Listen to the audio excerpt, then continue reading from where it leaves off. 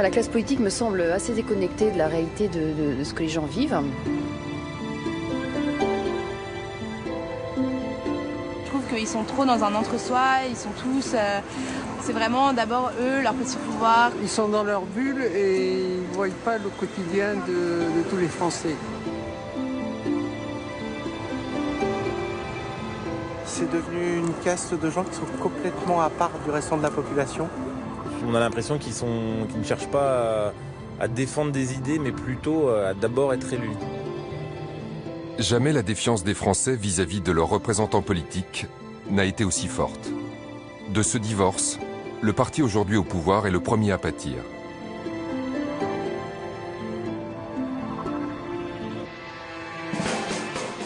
En 2012, au début du quinquennat de François Hollande, le Parti socialiste dirigeait les grandes villes, la majorité des départements, la quasi-totalité des régions, le Sénat et l'Assemblée nationale. 3 ans plus tard, tout ce qui, élection après élection, a servi à la conquête du pouvoir est perdu. Les raisons de cette déroute, des orientations contestées par une partie de l'électorat de gauche et l'absence de résultats. Mais il faut y ajouter une autre explication, moins visible. Le parti de militants des années 70-80 est devenu peu à peu un parti de professionnels.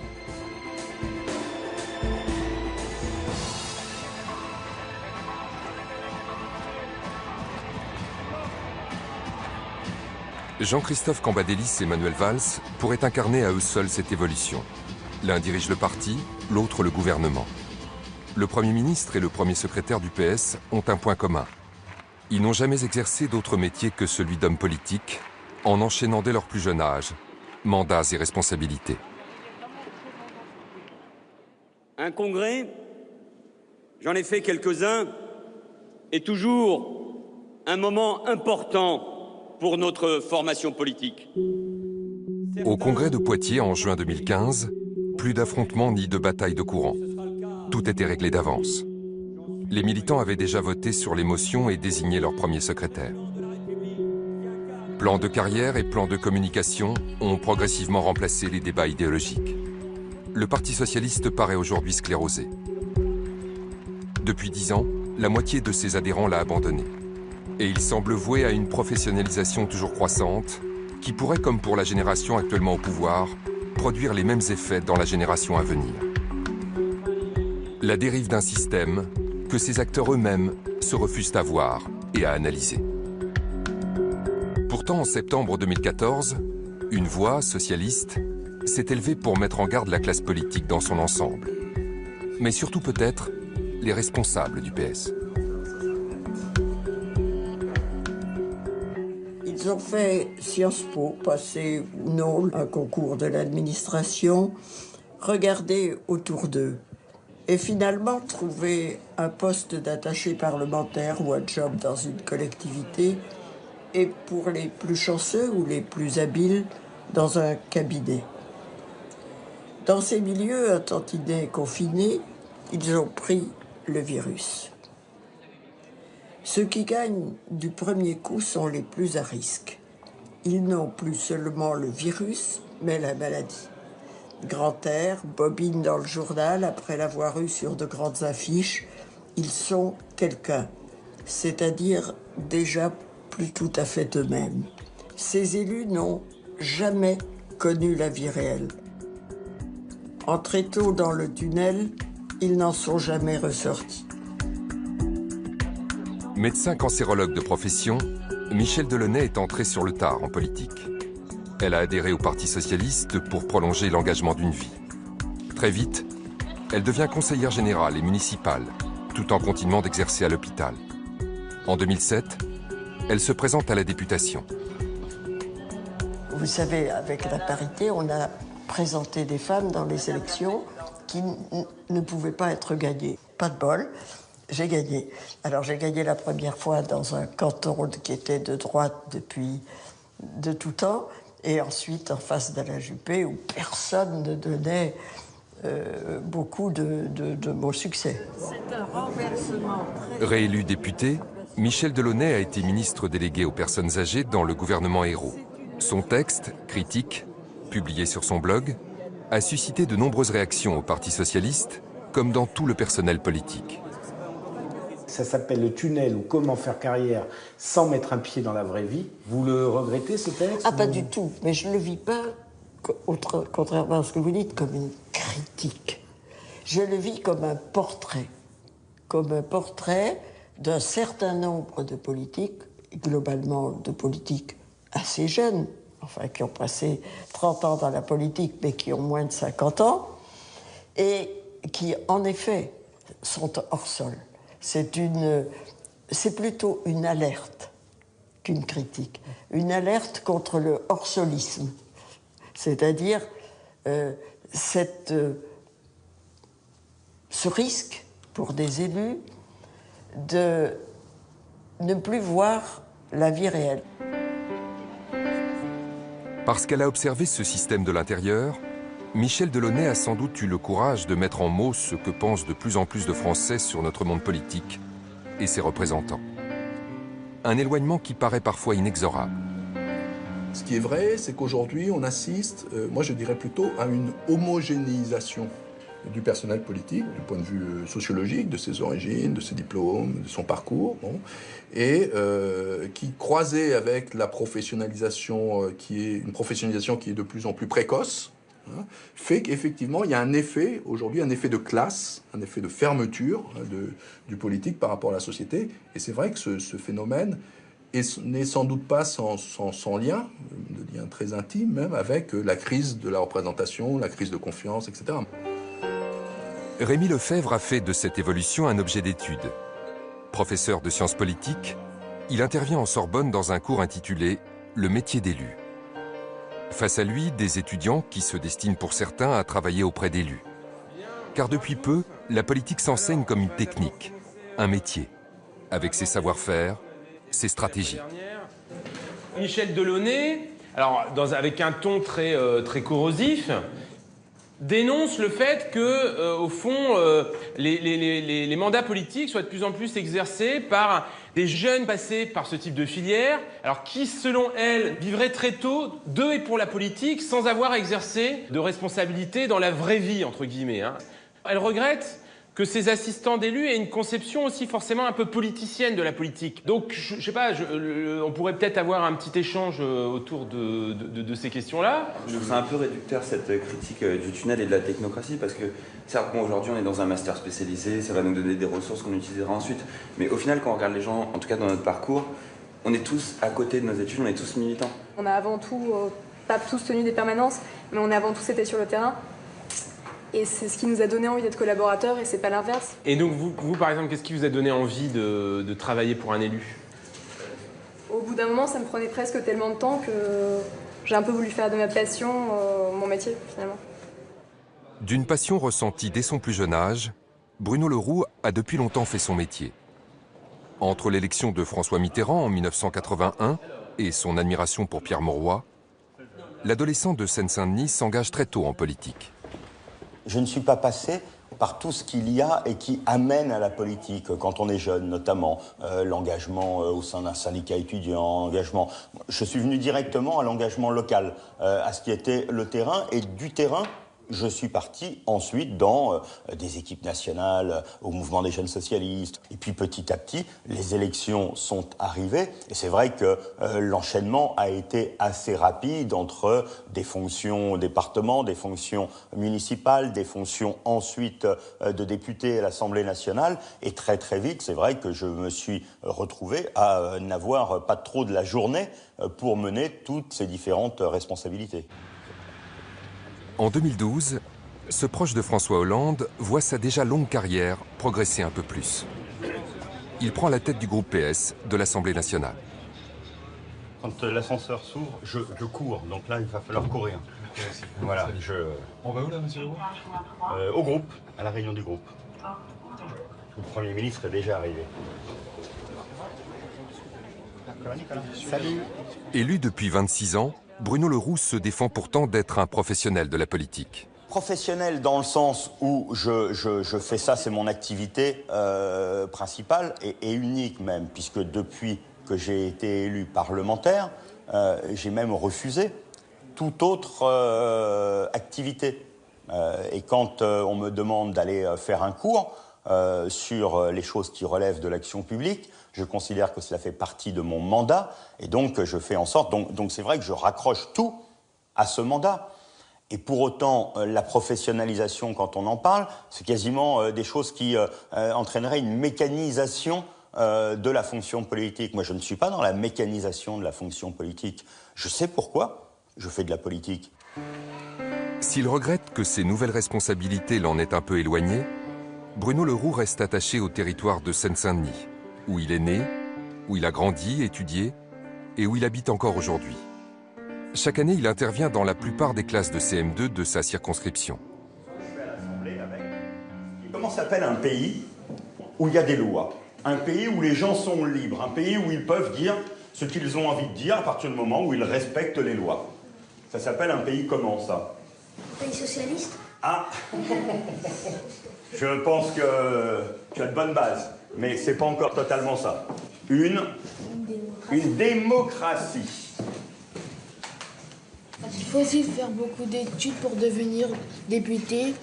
Quel type d'études? Très bien, très bonne question. Il n'y a pas de condition d'études pour devenir député. Il faut simplement avoir des idées, un programme, et puis ensuite être élu. Bon, je vais vous dire la réalité des choses. C'est que quand vous prenez les 577 députés de l'Assemblée nationale, ils ont quasiment tous fait des études, voire des longues études. Tous. Vous rejetez le procès qu'on fait souvent aujourd'hui aux hommes politiques, couper des gens, couper des Français... Je le récuse, moi, personnellement. Et dans le même temps, je me demande toujours, est-ce qu'on en fait assez? Quand les gens disent qu'on est éloigné d'eux, c'est parce qu'ils ont le sentiment qu'il y a deux mondes qui se côtoient. D'ailleurs, en connaissant souvent assez mal le nôtre, en ayant une vision qui est une vision assez fausse, alors que moi, je connais bien leur réalité. Je connais bien les souffrances qu'il y a sur le terrain, je connais bien tout cela. Mais on a l'impression, et on entretient, un peu à dessein, parce que c'est très français, cette idée que ceux qui prennent les décisions seraient coupés de ceux qui, derrière, ont à en tirer les conséquences. Moi, je pense que c'est totalement faux. Aimez-vous vraiment la politique ou en faites-vous pour être au pouvoir? J'aime vraiment ça. J'aime vraiment ça. Et franchement... vu les journées qu'on fait, si on n'aime pas ça, il faut vraiment faire autre chose. Et ensuite, est-ce que mon métier n'est pas fatigant? Si, je peux t'assurer qu'il est fatigant. Est-ce que c'est pas une responsabilité que de faire la loi pour tout un pays? Si, c'est une sacrée responsabilité. Michèle Delaunay, dans son blog, elle a un petit peu explicité des choses qui apparaissent de plus en plus nettement dans le monde de la politique, hein, la professionnalisation de la politique, l'homogénéisation des parcours politiques. Elle a traduit une évolution très très profonde et qui crée un malaise dans l'univers politique parce que les hommes politiques sont très très conscients de ce phénomène. Ils ne peuvent pas ne pas le percevoir. Dans notre pays, les ouvriers et les employés représentent la moitié de la population active. Mais au Palais Bourbon, 3% seulement des députés viennent de ces classes moyennes et populaires. Comment en est-on arrivé là? Je crois qu'il faut revenir en arrière pour comprendre ce que ça veut dire la professionnalisation. La professionnalisation, ça veut dire permettre à des gens qui n'ont pas les moyens de faire de la politique comme amateurs éclairés, d'en faire. Hein. C'est-à-dire permettre à des gens qui ne viennent pas de milieux sociaux favorisés, qui ne sont pas des héritiers, etc., de faire de la politique. Donc, la professionnalisation politique, au début en tout cas, c'est une démocratisation. Si on veut permettre à des ouvriers, à des employés, de pouvoir exercer des mandats, il faut qu'ils puissent gagner leur vie en le faisant, etc. Bon. Donc, je dirais la professionnalisation, elle est d'abord à gauche.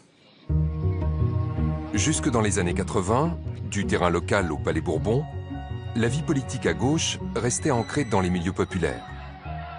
Une diversité liée notamment à la volonté du Parti communiste de placer ses militants ouvriers au cœur de ses élites. Avec le déclin communiste, cette représentation a peu à peu disparu. Le Parti socialiste était quant à lui d'abord incarné par des enseignants, en lien avec les parents, engagés dans des amicales laïques ou des clubs sportifs.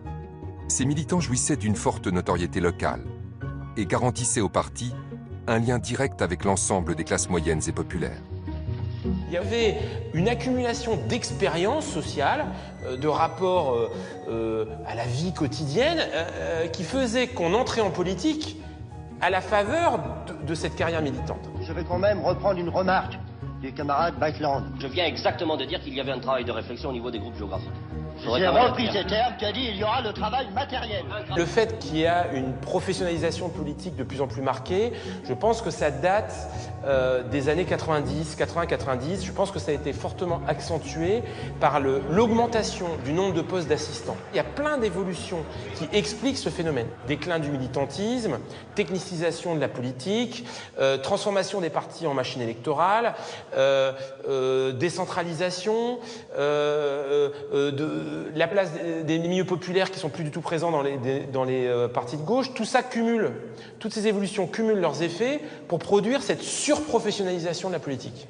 Cette stratégie, elle a été payante. De positionner son directeur de cabinet sur une ville de la circonscription d'un député en lui laissant le temps de s'implanter, ça a donné de bons résultats. Et le Parti socialiste a accru son nombre d'élus et donc d'assistants de manière exponentielle entre 2002 et 2012. Il a gagné toutes les élections locales. Le Parti socialiste a donc fait élire une part croissante de ses collaborateurs à tous les niveaux du pouvoir. En 2012, ils étaient près de 10 000 au PS, répartis sur tout le territoire. Et près d'un député socialiste sur 2 est un jour passé par cette case collaborateur. Une première dans l'histoire de la République.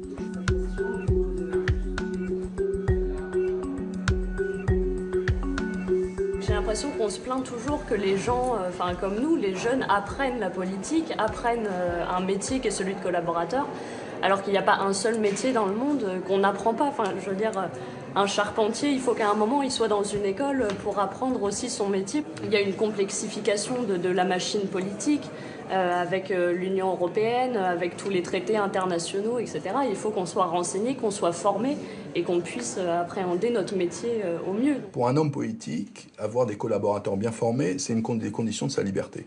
C'est-à-dire de sa capacité d'action, de sa capacité critique, de sa capacité d'innovation. Nous sommes dans des systèmes aujourd'hui, pas simplement en France, partout, où l'action publique est de plus en plus complexe. Je vais prendre un seul exemple qui est frappant. Dans les années 80, un texte de loi c'était 20 pages, aujourd'hui c'est 250, 350 pages.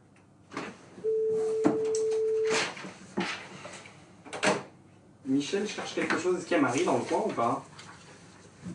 J'ai fait du droit spécialisé dans les marchés publics et ensuite j'étais en stage dans une collectivité territoriale au Conseil général des Yvelines. La primaire a commencé à gauche, donc en 2011 avec François Hollande. J'ai voulu m'impliquer et donc je suis devenu bénévole au siège du Parti socialiste. Ça m'a permis d'avoir mon premier poste de collaborateur parlementaire. Le nombre de nuits qu'ils y passaient. J'adorais la chose publique, j'adorais la politique, j'adorais tout ce qui faisait qu'on était dans une société et qu'il fallait convaincre. Et c'est vrai que j'ai fait du droit pour avoir une rigueur, une crédibilité, je faisais pas du droit pour être ni avocat, ni je savais très bien que c'est pas ce que je voulais faire.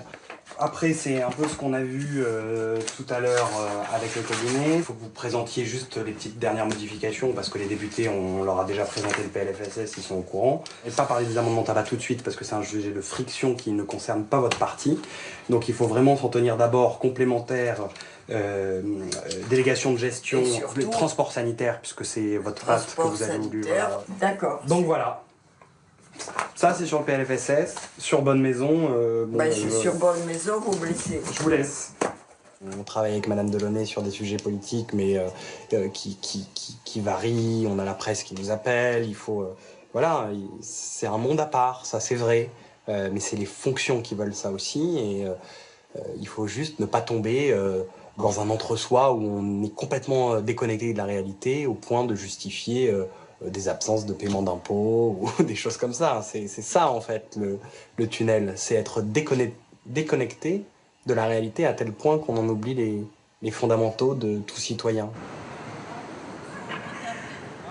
Vous imaginiez quoi pour votre avenir? En fait, vous vous dessinez à quoi? À terme, je m'interroge beaucoup sur... parce que la politique n'étant pas un métier, collaborateur, oui, mais un métier précaire. tous les militants et les passionnés de politique voudraient peut-être être élus un jour. Donc travailler dans un mandat local, c'est passionnant. Être conseiller municipal, enfin voilà, c'est passionnant. Donc c'est vrai qu'un jour, j'aimerais bien, faire de la politique locale en tout cas.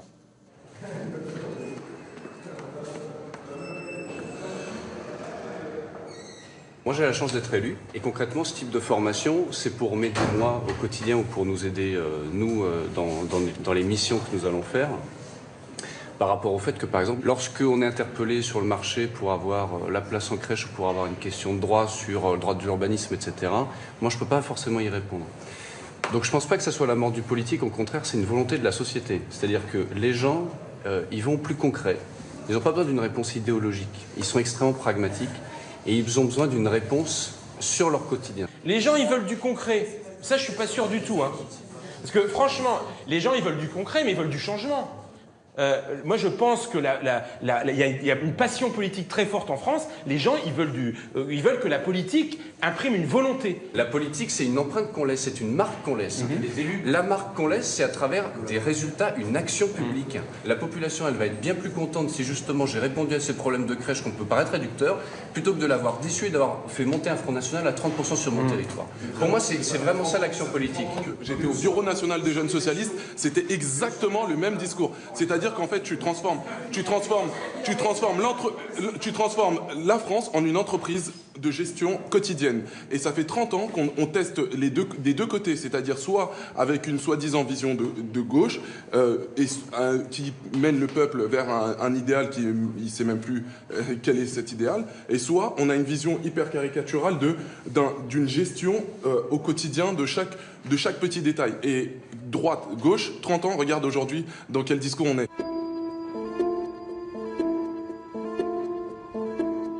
Un mardi matin, à Matignon. Sous les ordres de la République, l'ordinaire du pouvoir. Autour du Premier ministre, les responsables socialistes de l'Assemblée, du Sénat et du parti. Des hommes qui, depuis des années, partagent les mêmes responsabilités et souvent les mêmes trajets, tout entier consacrés à la politique.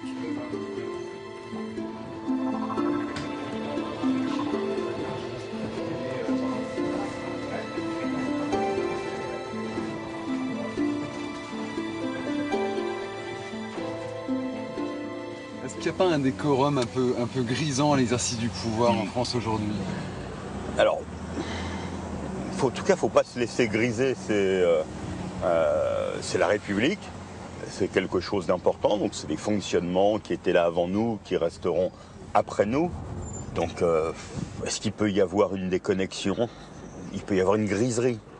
Il peut y avoir, certains peuvent se laisser griser par ça, mais je pense que le système, dans notre pays, le système électoral, le fonctionnement de notre démocratie fait que c'est quand même très très difficile, même si le discours il est souvent sur cette coupure qu'il y a entre ceux qui font et ceux qui vivent.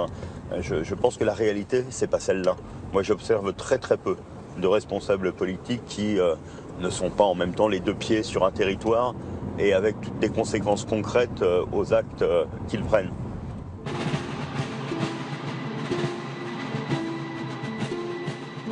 Si le protocole et les dorures de la République ne déconnectent pas nos représentants, ils semblent pourtant appartenir à un autre temps, une autre époque.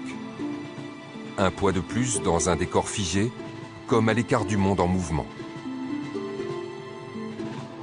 Dominique Potier, depuis sa victoire contre Nadine Morano en 2012, évolue dans ce décor 2 jours par semaine. Issu d'un milieu populaire, il est d'abord passé par le monde associatif. Ancien exploitant agricole, sa connaissance concrète du monde rural l'a conduit à présider un comité chargé de la réduction des pesticides. Mais soucieux de ne pas apparaître seulement comme un des rares paysans de l'Assemblée nationale, il travaille aussi, entre autres, sur les questions de chômage longue durée ou de surveillance des multinationales. Dominique Potier l'assure, l'exercice de son mandat ne lui a pas encore fait oublier d'où il vient.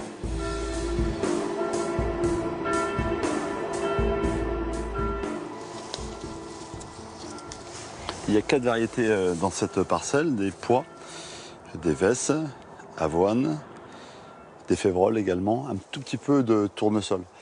Ce sont des cultures qui sont semées après la récolte des céréales, après l'été, Elle vise à occuper le terrain, à éviter toute érosion et enrichir le sol. J'ai connu les affres de la météo, du marché, le travail. Et cette expérience-là, elle me permet, je pense, dans les missions qui sont les miennes, notamment sur la maîtrise des phytosanitaires, de chercher des voies qui soient raisonnables.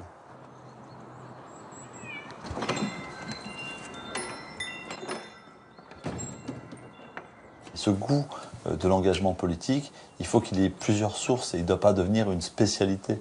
J'aime mieux l'idée de toutes ces personnes que j'ai rencontrées qui, parce qu'ils ont été dans un combat politique, parce qu'ils ont été dans le combat d'une entreprise, de création d'activités, de renaissance rurale, de revitalisation sociale d'un quartier, etc., à partir de cette expérience, qui ont refait un petit bout d'études. C'est pas tout à fait la même chose que des personnes qui ont fait des études comme une reproduction sociale de leur milieu d'origine et qui n'ont pas connu l'expérience humble et patiente de tous ceux qui ont un peu vécu. Qui fait quoi là? Vous vous êtes instite? J'aime bien l'idée de dire que la monoculture, c'est dangereux. Parce que ça résiste pas bien aux maladies. Hein, on est addict aux pesticides si on est dans la monoculture. Il faut de la biodiversité, c'est beaucoup plus résistant, c'est résilient. Et aujourd'hui, il nous faut inventer des solutions nouvelles. Sur ce territoire de Meurthe-et-Moselle où il est né et qu'il représente, c'est par le terrain que Dominique Potier préserve un lien direct avec ses électeurs. Il conçoit sa mission d'élu comme celle d'un passeur. Parce qu'il s'y était engagé durant sa campagne, il termine une tournée des 181 communes de sa circonscription à la rencontre de leurs habitants. Au-delà des épisodes récents dans la vie publique française, le sentiment général depuis quelques décennies que l'impuissance publique s'est installée. C'est-à-dire que finalement les pouvoirs publics, le pouvoir du peuple n'a plus de prise sur la réalité. Et que la marche du monde, elle dépend désormais ici de la finance, ici de Bruxelles dans le meilleur des cas. Et ce sentiment-là, il est délétère, il est mortifère pour notre société, pour notre pays, pour notre République. Pour résoudre ce fossé qui est devenu une faille béante, qui fragilise tout l'édifice républicain, pour réduire ce sentiment d'une impuissance publique, nous avons besoin d'abord de clarté et de vérité. Et nous avons, nous, un rôle singulier, comme élus de la nation, d'expliquer le monde, d'en rendre compte et de poser des hypothèses, à la fois de ce qui va mal et des solutions pour l'améliorer. Je reprends à ce que vous avez dit. Ultralibéralisme et fascisme, c'est les deux. Mais le troisième, c'est que le monde, il n'attend pas les politiques, ni les libéraux, ni le Front National pour avancer beaucoup plus vite que ça. Je suis un peu, comme je dis, écœuré de ce qui se passe en ce moment, de cette politique. Les gens, ils veulent aller comme vous allez. Ils n'ont plus de solution à droite, plus de solution à gauche. On va sur les extrêmes, c'est sûr. Monsieur? Oui, enfin, moi je trouvais que le monde financier intervenait beaucoup trop dans la vie. Et je m'aperçois, pendant les vacances d'été, qu'une ordonnance est parue par le gouvernement disant que ce sont les clients des banques qui sont responsables de leur faillite. Quand je vois ça, je ne peux pas souscrire à cette vision idyllique des choses, parce qu'en définitive, c'est sur des actes concrets qu'on juge la valeur d'une politique et des représentants de la politique. Touché, mais pas coulé. Qu'est-ce que disent les personnes que je rencontre? Elles disent que depuis de nombreuses années, de trop nombreuses années, on ne sait pas dire l'horizon, on ne sait pas dire le cap, on ne sait pas partager une espérance et mener des politiques en cohérence avec ce cap et cette espérance. Là, ce qui est exprimé. Pourquoi on n'arrive pas? Pourquoi les politiques n'arrivent pas à communiquer ça?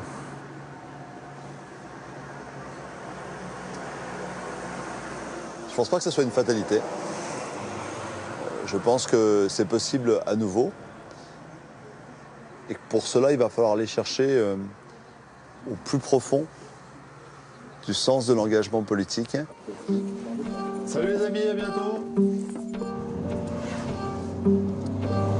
Non, c'était une belle, je pense que c'était une belle réunion, enfin j'ai pas tout fait. Le niveau des questions était super, hein. C'était pertinente, hein. C'était impertinent. Mais c'était bien impertinent. Pertinente, force d'impertinence. Le défi de la gauche aujourd'hui, je ne sais pas le théoriser, mais c'est au même moment où on décroche des classes populaires qu'on décroche de la profondeur en politique. Ce qui est incontestable, c'est que le manque de diversité sociologique des élites politiques, qu'elles soient locales ou nationales, ce manque de diversité s'est accentué. Alors, quelque part, les citoyens s'identifient de moins en moins à des gens qu'ils perçoivent, à tort ou à raison, comme des technos, ce qui est un peu contradictoire avec l'idée que les citoyens ne voudraient que des réponses techniques. Moi, je suis désolé. En Seine-et-Marne, par exemple, lorsqu'on arrive avec nos grandes paroles, nos grandes promesses, ils disent « ouais, mais où sont les résultats ?»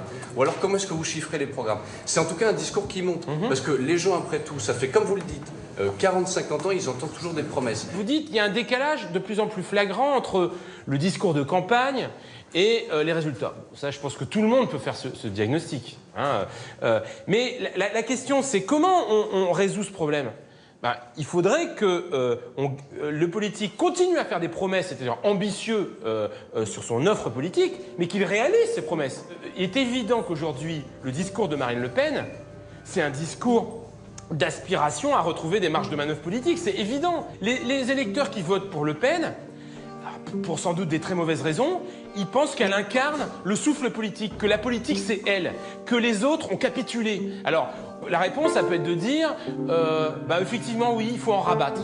La politique, elle doit être moins ambitieuse, parce qu'on n'a pas les moyens de nos ambitions. Bon, ça c'est une option. C'est une option, moi je pense que c'est pas du tout la bonne. Alors, c'est pas la bonne, c'est-à-dire qu'il faut refaire de la politique. Et c'est ça qu'il faut qu'on retrouve. Le réenchantement démocratique, c'est que chacun se dise « je suis une partie de la solution ». Et voici la contribution que j'apporte à un récit collectif qui est un récit d'espérance. Il faut vous présenter à la présidentielle. Non, ça, c'est beaucoup coupé. Allez-y avec votre discours. Allez-y, on y va. On est off, là. On est off, on coupe, on a coupé. Allez-y, on est parti. Non, mais c'est un très beau discours. Enfin, je veux dire, c'est des intentions qui sont magnifiques. Le problème, c'est le pouvoir de passer du récit à la réalisation du récit. C'est plutôt ça le problème. Vous avez compris que ça dépendait autant de vous que de moi, ça. En tant que citoyen, on essaye de faire notre part. Ouais. Mais je ne suis pas au pouvoir, moi.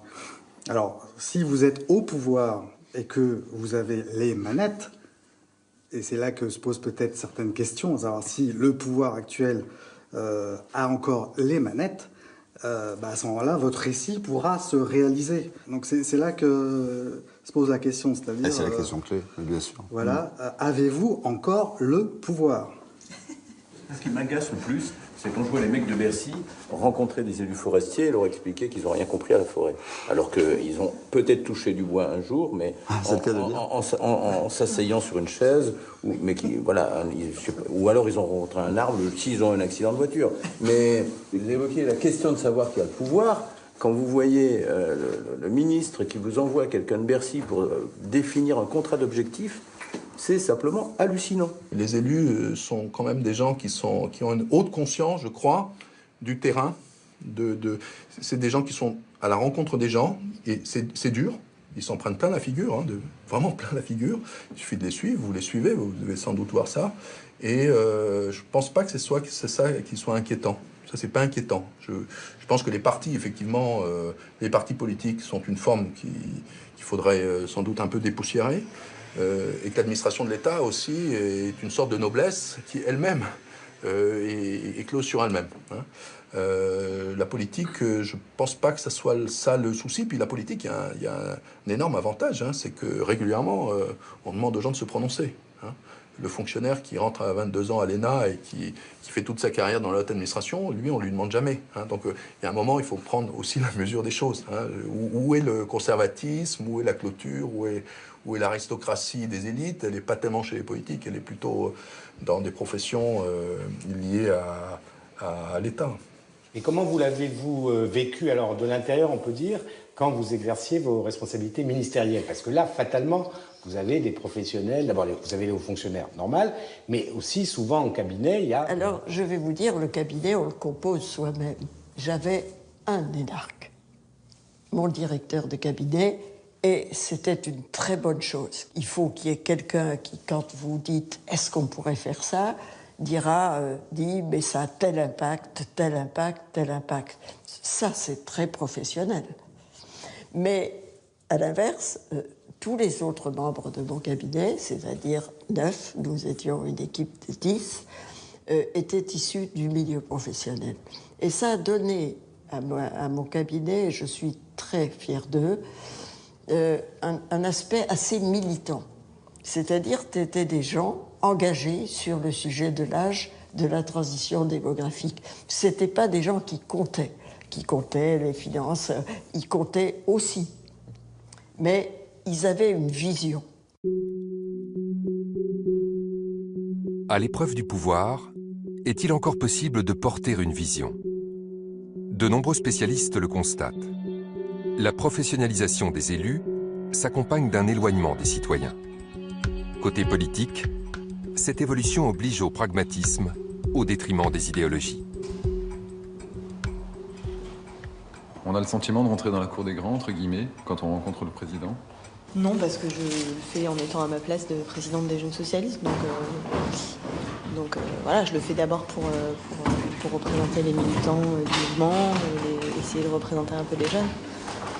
Donc non, j'ai pas forcément ce sentiment-là. Par contre, j'ai le sentiment d'une responsabilité, ouais, c'est de faire passer des messages.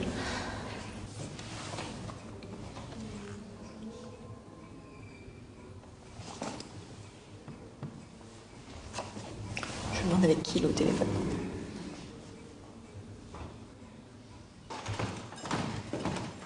Monsieur le Président de la République. Ça va bien? Pardon.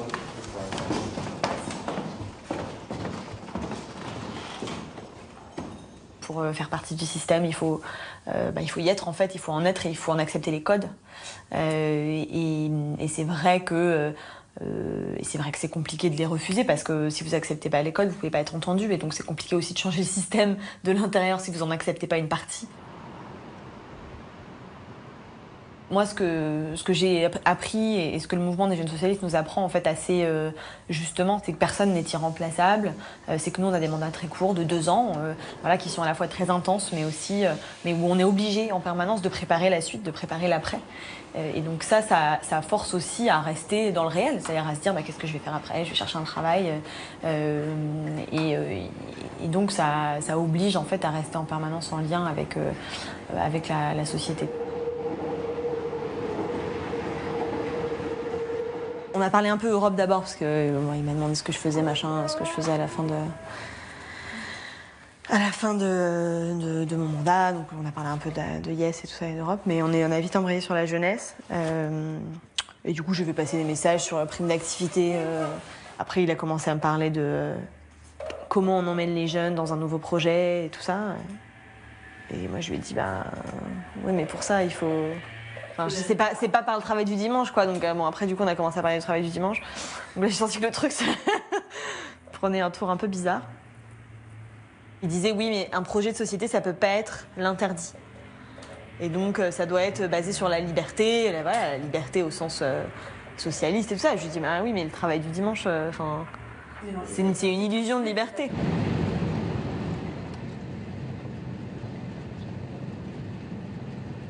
On rencontre des jeunes au quotidien et on voit bien la déception de la politique, le dégoût parfois de la politique, le sentiment que quand on vote, quand on met un bulletin de vote dans l'urne, quelle que soit la couleur, finalement, on a toujours des politiques qui sont quand même plutôt libérales et que la vie des individus s'améliore pas réellement.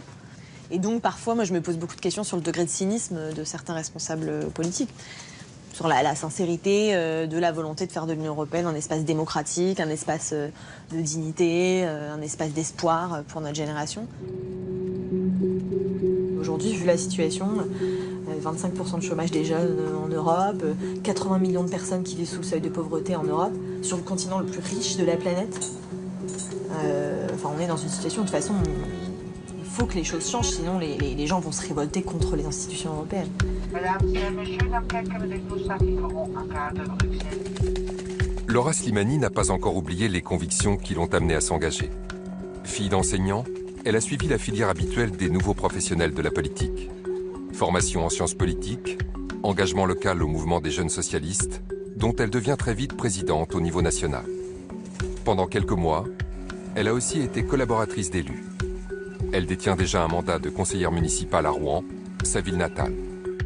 Depuis avril 2015, elle préside le mouvement Yes, l'Organisation des jeunes socialistes européens.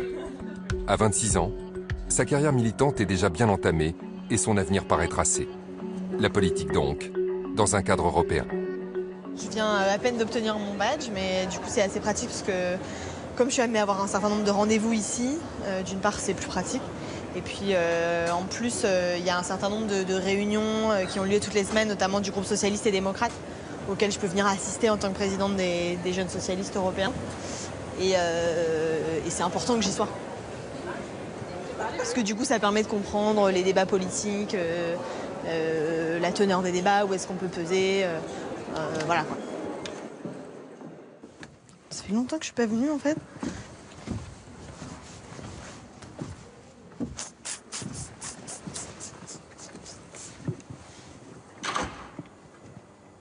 Voilà. Donc c'est ici que siègent les parlementaires européens. Ouais, tout à fait. C'est ici qu'on fait des compromis avec la droite. Pourquoi l'envie de siéger ici? Mais je n'ai jamais dit que j'avais envie de siéger ici. J'ai dit que je pense que c'est un mandat intéressant, effectivement, mais parce que c'est un mandat dans lequel faut travailler, il faut acquérir une légitimité, mais voilà, c'est pas un mandat sous les feux des projecteurs, mais je pense qu'on y fait des choses intéressantes et qu'en plus, aujourd'hui, pour moi, il n'y a pas d'autre priorité que de faire en sorte que l'Europe puisse devenir un espace de progrès pour l'ensemble des citoyens européens. Et donc c'est aussi ici que ça se passe, quoi. Comment est-ce qu'on fait concrètement pour être élu députée européenne? C'est un peu compliqué parce qu'il y a beaucoup de jeux de courant sur ce genre d'élection où tel courant représente tant, donc il faut qu'il ait tant de députés, ce qui est important parce que ça reflète la pluralité du parti et de notre famille politique, donc c'est hyper important. Il y a des questions de parité aussi qui rentrent en compte. Puis après, vous avez des questions d'ambition personnelle qui sont souvent aussi importantes, des questions de renouvellement. Donc c'est toujours un espèce de... c'est une espèce de petite cuisine interne qui parfois peut échapper, dont la logique peut parfois échapper aux citoyens, c'est dommage. Mais bon, voilà, c'est comme ça. C'est pas mal de cuisine interne. Et un peu de légitimité quand même politique, heureusement, quoi.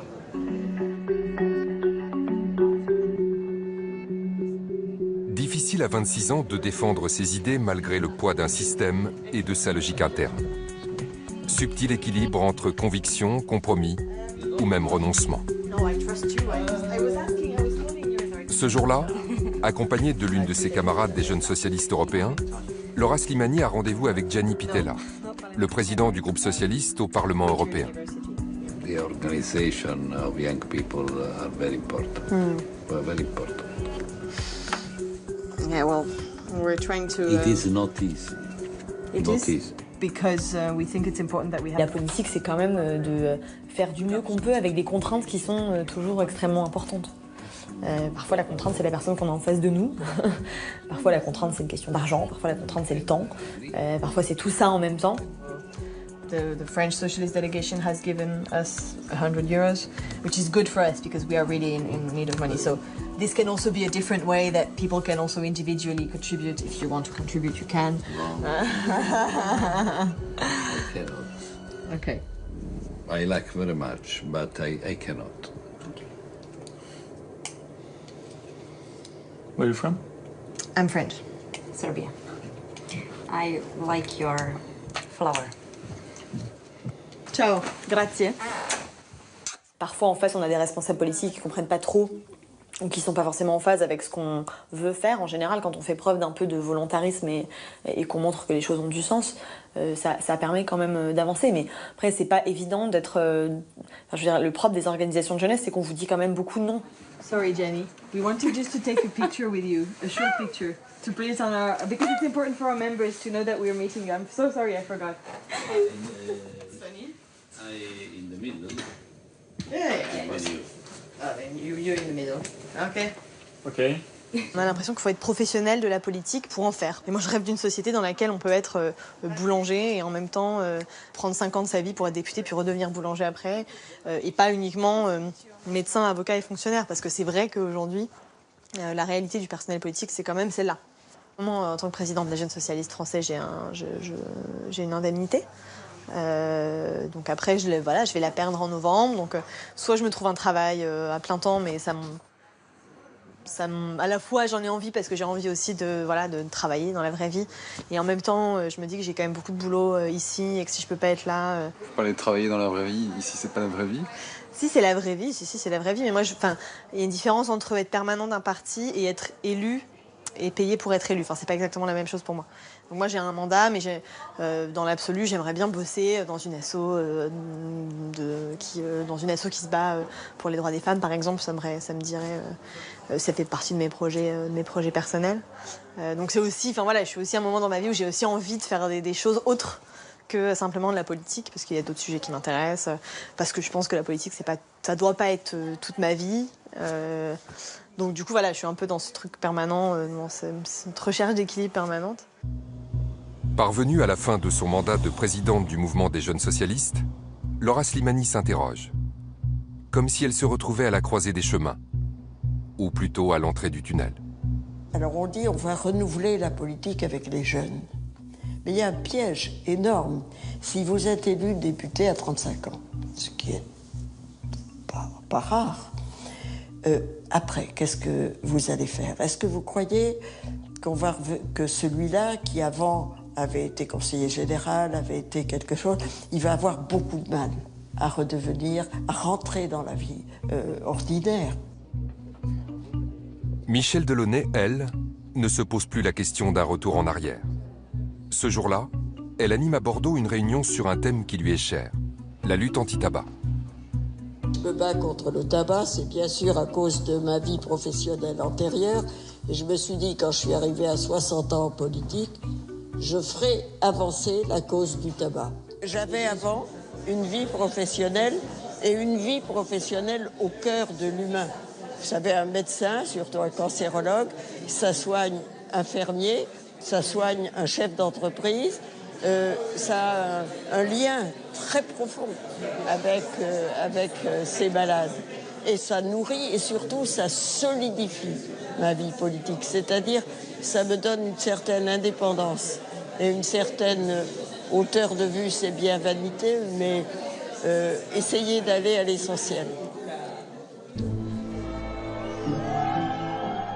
Un personnel politique coupé du reste de la société. Malgré un président de la République qui, au début de son quinquennat, se voulait normal, autrement dit, plus proche des citoyens que ses prédécesseurs. Beaucoup de travail, beaucoup de travail. J'ai 51 ans, je suis au chômage, je suis à Carmont, j'étais à Montpellier. J'ai cru en vous, monsieur. Vous êtes venu à Carmont il y a 2 ans et vous ne tenez pas vos promesses. Non, vous ne tenez pas dans le sens, monsieur le Président. Pensez à nous, pensez à nous. Jaurès, il ne parlait pas comme vous. Et vous venez le saluer aujourd'hui. Monsieur le Président, pensez-y, pensez-y. Il n'y a pas de démocratie sans confiance, c'est-à-dire qu'il n'y a pas de délégation sans confiance. Bon, à partir du moment où vous avez une représentation qui ne repose plus sur la confiance, il faut rétablir la confiance. Comment rétablir la confiance? Il faut que les gens se reconnaissent dans les gens qui les représentent. C'est ça le chantier. Et ce chantier tient en quelques mots. Renouer un lien perdu entre les Français et leurs représentants.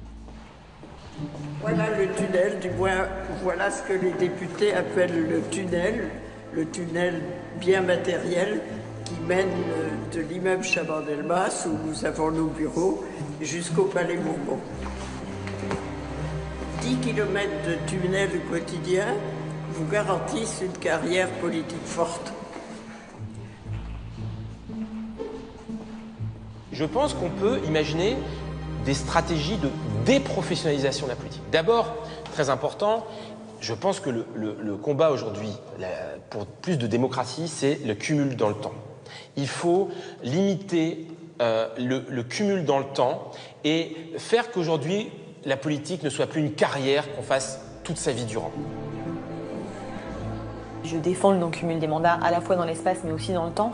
Et il y a énormément de pays où effectivement on ne reste pas 20 ans, 30 ans maire d'une ville, par exemple, ou député. Et moi je pense que c'est assez sain comme système parce que ça permet d'abord d'avoir plus de brassage dans les personnes qui nous représentent. Et puis ça permet aussi effectivement de rester, de garder un lien dans la société puisqu'on sait que tôt ou tard on y retournera. Être en politique, c'est avoir un contrat à durée déterminée avec un territoire et des citoyens. C'est pas une mission ni de droit divin, c'est pas une carrière, c'est pas une propriété. La question qui est posée, c'est pas uniquement celle des élites politiques. En réalité, il s'agit aussi des élites médiatiques, il s'agit aussi des élites économiques. Et du fait que ce monde vit en vase clos, effectivement, dans certains arrondissements de Paris, et souvent aller dans les mêmes écoles, mais aussi dans les mêmes lycées, dans les mêmes classes prépa, dans les mêmes grandes écoles. Et très souvent effectivement à l'ENA ou dans un certain nombre d'autres institutions. Et donc à mon avis c'est ça qu'il faut casser, parce que là il y a une vraie réponse, en tout cas il y a un vrai frein à l'ouverture des responsables politiques et de la société politique entre guillemets à toute la société.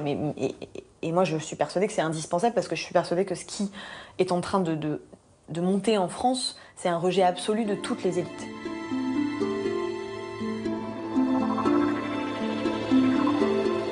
La politique est moins proche de la réalité des gens, du contact avec le terrain, avec les réalités de la vie quotidienne. Et je crois que c'est pourtant la clé de sa survie. Il faut changer nos pratiques. Beaucoup, mais beaucoup, pas un peu, beaucoup. Et dans tous les partis, c'est pas le Parti socialiste. Et nous n'en prenons pas obligatoirement le chemin.